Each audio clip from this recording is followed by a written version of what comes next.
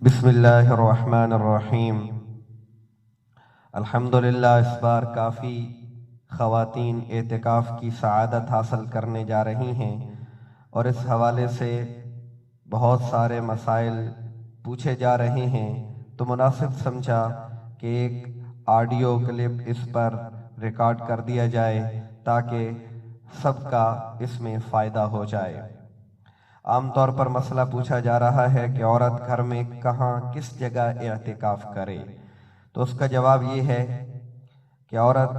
گھر کے اندر جو مسجد بیت ہے وہاں اعتکاف کرے گی۔ مسجد بیت کسے کہتے ہیں؟ وہ جگہ جو اس نے اپنے گھر میں نماز کے لیے مختص کر رکھی ہے، وہاں اعتکاف بیٹھے گی۔ اگر کوئی جگہ نماز کے لیے مختص نہ ہو تو پہلے ایک جگہ مختص کر لے، پھر اس جگہ اعتکاف میں بیٹھ جائے۔ اگر پورا کمرہ نماز کے لیے مختص کر دیا تو اس میں اعتکاف درست ہوگا، اور اگر اس کو ابھی نماز کے لیے مختص نہیں کیا تو وہاں اعتکاف بیٹھنا درست نہیں ہوگا۔ پہلے نیت کر لے کہ یہ جگہ میری نماز کے لیے ہے، پھر اس جگہ کو اعتکاف کے لیے مختص کر لے تو اس پورے کمرے میں اعتکاف کی نیت کی جا سکتی ہے۔ وہ کمرہ کتنا بڑا ہونا چاہیے، اس کے بارے میں عرض یہ ہے کہ بہتر ہے کہ جس جگہ کو اعتکاف کے بیٹھنے کی جگہ بنایا جا رہا ہے وہ کمرہ بہت زیادہ بڑا نہ ہو، چھوٹا ہو، 7 سے 8 فٹ کی جگہ ہو تاکہ عبادت میں یکسوئی رہے۔ لیکن اگر عورت نارمل کمرے میں جو ایک رہائشی کمرہ ہوتا ہے اس میں بھی اعتکاف بیٹھنا چاہے تو گنجائش ہے، اعتکاف بیٹھ سکتی ہے۔ چھوٹی جگہ جو کہی جاتی ہے وہ اس وجہ سے کہ عبادت میں یکسوئی حاصل رہے، تو اگر بڑے کمرے میں اعتکاف میں بیٹھ رہی ہے تو وہاں بھی ایسی ترتیب بنا لے کہ عبادات میں یکسوئی جو ہے وہ ملحوظ خاطر رہے تاکہ اعتکاف کا جو مقصد ہے وہ مکمل طور پر حاصل ہو جائے۔ اسی طرح اعتکاف کے لیے عورت کو شوہر کی اجازت لینا ضروری ہے یا نہیں، تو اس بارے میں جواب یہ ہے کہ شوہر کی اجازت سے ہی اعتکاف کرے گی، اس کی اجازت کے بغیر اعتکاف درست نہیں ہوگا۔ ہاں، جب وہ ایک دفعہ اجازت دے تو اب منع کرنے کا اس کو حق نہیں ہوگا۔ اعتکاف میں عورت گھر کے کام کاج کر سکتی ہے یا نہیں کر سکتی؟ اکثر خواتین کو گھر کے کام کاج اور دیکھ بھال کرنی پڑتی ہے، تو اعتکاف میں کیا حکم ہے؟ تو اس کا جواب یہ ہے کہ اپنے اس اعتکاف والی جگہ میں رہتے ہوئے گھر کے کام کاج کر سکتی ہے، کوئی حرج کی بات نہیں ہے۔ اگر کوئی کھانا پکانے والا نہ ہو تو اس جگہ میں رہتے ہوئے کھانا بھی پکا سکتی ہے جو اس نے اعتکاف کے لیے مختص کی ہے، لیکن اس اعتکاف والی جگہ سے نکل کر باورچی خانے میں یا کسی اور جگہ میں جا کر کھانا نہیں پکا سکتی۔ اور سحری اور افطاری کا سامان بنانا، اس کی تیاری کرنا، وہ بھی اسی جگہ میں بیٹھ کر کی جا سکتی ہے۔ اس جگہ سے باہر نکلنا اس کے لیے سحری کے لیے یا افطاری کے لیے وہ درست نہیں ہوگا اس کا سامان تیار کرنے کے لیے۔ اور اعتکاف کی جگہ میں اگر سارے گھر والے آ کر سحر و افطار کریں تو کوئی حرج کی بات نہیں ہے، اس عورت کے اعتکاف پر کوئی اثر اس کا نہیں پڑے گا۔ لازمی نہیں کہ وہ الگ ہی افطاری کرے اور الگ ہی سحری کرے، باقی گھر والے بھی اس جگہ میں بیٹھ کر سحری اور افطاری کر سکتے ہیں، لیکن وہ اپنی اس جگہ سے نہیں نکل سکتی۔ اسی طرح یہ مسئلہ پوچھا جاتا ہے کہ کس ضرورت کی وجہ سے عورت اپنی اس اعتکاف والی جگہ سے باہر نکل سکتی ہے، تو اس کا جواب یہ ہے کہ عورت اعتکاف کی جگہ سے صرف تبھی حاجت کے لیے نکل سکتی ہے، تبھی حاجت سے مراد پیشاب پخانہ یا غسل اس پر فرض ہو جائے تو اس صورت میں وہ نکل سکتی ہے۔ اس کے علاوہ وہ وہاں سے اعتکاف والی جگہ سے نہیں نکل سکتی۔ اگر کوئی کھانا دینے والا، پہنچانے والا، پانی دینے والا موجود نہ ہو تو کھانے کے لیے بھی نکل سکتی ہے اور پانی لینے کے لیے بھی نکل سکتی ہے۔ بہتر یہ ہے کہ وہیں پانی کا ایسا انتظام کیا جائے کہ باہر نکلنا نہ پڑے۔ اور اگر اسی طرح اس نے نفل پڑھنے ہیں یا اس نے قرآن پاک کی تلاوت کرنی ہے اور اس کا وضو نہیں ہے تو وضو کے لیے بھی نکل سکتی ہے۔ جمعے کا جو سنت غسل ہے اس کے لیے اعتکاف والی جگہ سے باہر نکل سکتی ہے یا نہیں نکل سکتی؟ تو اس کا جواب یہ ہے کہ جمعے کا جو مسنون غسل ہے اس کے لیے اگر وہ اعتکاف والی جگہ سے نکلے گی تو سنت اعتکاف ٹوٹ جائے گا، یا ٹھنڈک والا غسل کرنے کے لیے وہاں سے نکلے گی تو سنت اعتکاف ٹوٹ جائے گا۔ اس لیے غسل ٹھنڈک کے لیے اور غسل جمعہ کے لیے اس جگہ سے باہر نکلنا درست نہیں ہوگا۔ ہاں البتہ اس کی ایک صورت یہ بنائی جا سکتی ہے کہ جس جگہ وہ اعتکاف میں بیٹھی ہے اگر اسی جگہ غسل کرنے کی کوئی ترتیب بن سکتی ہے، ٹب وغیرہ میں یا پردہ لگا کر یہاں سے پانی کی نکاسی کا بھی انتظام ہو تو اسی جگہ میں وہ غسل کر سکتی ہے، ٹھنڈک والا غسل بھی کر سکتی ہے اور غسل جمعہ بھی اسی جگہ میں کر سکتی ہے، لیکن اس نیت سے اس کے لیے باہر نکلنا اس کے سنت اعتکاف کو توڑ دے گا۔ البتہ ایک اور صورت علماء نے لکھی ہے کہ وہ عورت اگر اس جگہ جہاں وہ بیٹھی ہے غسل کی ترتیب نہیں بن سکتی تو یہ صورت اختیار کی جا سکتی ہے کہ جب وہ پیشاب خانہ کی حاجت کے لیے، قضاء حاجت کے لیے واش روم میں جائے تو اس وقت وہ جتنی دیر میں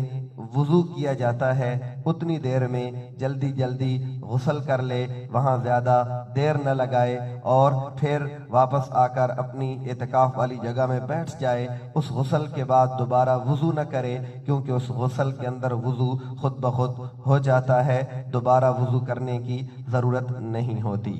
اپنے اعتکاف والی جگہ سے ہاتھ وغیرہ دھونے کے لیے، مطلب اس نے کھانا کھانا ہے تو ہاتھ دھونا سنت ہے تو اس کے لیے باہر نکل سکتی ہے؟ تو اس کا جواب یہ ہے کہ اس کے لیے وہ باہر نہیں نکل سکتی کیونکہ ہاتھ دھونا فرض اور واجب نہیں ہے، صرف فرض اور واجب کے لیے اور ایسی ضرورت کے لیے وہ باہر نکل سکتی ہے جس کو شرعی ضرورت کہا جاتا ہے، تو اس کے لیے اس کا باہر نکلنا درست نہیں ہوگا۔ صرف وضو کے ارادے سے جو ہے وہ باہر نکل سکتی ہے، جب اس وضو سے اس نے نماز پڑھنی ہو، نفل پڑھنے ہو، قرآن پاک کی تلاوت کرنی ہو تو اس ارادے سے وہ باہر نکل سکتی ہے۔ اسی طرح اگر اعتکاف میں بیٹھے ہونے کے دوران عورت سخت بیمار ہو جائے اور اعتکاف میں ٹھہرنا مشکل ہو جائے تو کیا دوائی کے لیے اپنی اس اعتکاف والی جگہ سے نکل سکتی ہے؟ اول تو اس میں بہتر یہ ہے کہ وہیں علاج کی کوئی صورت بن سکتی ہو تو بنا لی جائے، لیکن اگر نہیں بن سکتی اور بیماری شدید ہے اور وہاں ٹھہرنا مشکل ہے تو وہ اعتکاف سے نکل سکتی ہے، اس کا اعتکاف ٹوٹ جائے گا اور بعد میں اس کو ایک دن کی قضا کرنا پڑے گی، لیکن یہ گناہگار نہ ہوگی کیونکہ یہ اپنی ضرورت کی وجہ سے، شدید بیماری کی وجہ سے باہر نکلی ہے، اس وجہ سے یہ عورت گناہگار نہ ہوگی۔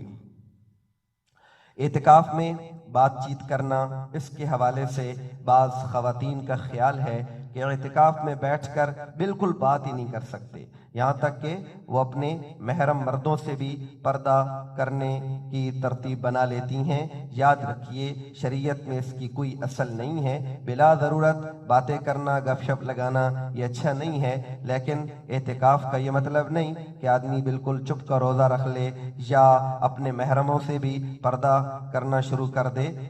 ایسا کچھ نہیں ہے۔ اعتکاف میں ضروری بات چیت وہ کی جا سکتی ہے اور کوئی محرم مرد یا کوئی عورت اعتکاف والی جگہ میں اس کے پاس آئے تو اس سے مل بھی سکتی ہے، اس کے اعتکاف پر کوئی اثر نہیں پڑے گا۔ بہت زیادہ گپ شپ کا ماحول نہ بنایا جائے کیونکہ یہ اعتکاف کی روح کے خلاف ہوگا۔ جتنا یکسوئی اور تنہائی میں اللہ تبارک و تعالیٰ کو یاد کرے گی، اللہ تبارک و تعالیٰ اتنی اپنی رحمتیں اور برکتیں نازل فرمائیں گے۔ اسی طریقے سے مسئلہ پوچھا جاتا ہے اگر اعتکاف کے دوران عورت کو حیض ہو جائے، ماہواری کے ایام آ جائیں تو پھر کیا حکم ہوگا اعتکاف کا؟ تو اس کا جواب یہ ہے کہ اس کا اعتکاف ٹوٹ جائے گا، اس کو ایک دن کی قضا کرنی ہوگی، کیونکہ اعتکاف کے لیے شرط ہے کہ عورت حیض اور نفاس سے پاک ہو، اور اعتکاف کے لیے روزہ بھی شرط ہے، اور حیض اور نفاس کی حالت میں روزہ نہیں ہو سکتا۔ جب روزہ نہیں ہو سکتا تو اعتکاف بھی نہیں ہو سکتا، یہ اعتکاف ٹوٹ جائے گا، بعد میں وہ ایک دن کی قضا کرے گی روزہ رکھ کر۔ اسی طریقے سے مسئلہ پوچھا جاتا ہے کہ موبائل فون کا استعمال کرنا اعتکاف کے دوران کیسا ہے؟ اس کا جواب یہ ہے کہ بلا ضرورت موبائل کا استعمال مناسب نہیں ہے، اس سے حد الوسع احتراز کرنا چاہیے، بچنا چاہیے، بہتر ہے کہ اس کو ایک طرف رکھ دینا چاہیے۔ لیکن اگر وہ اس موبائل کو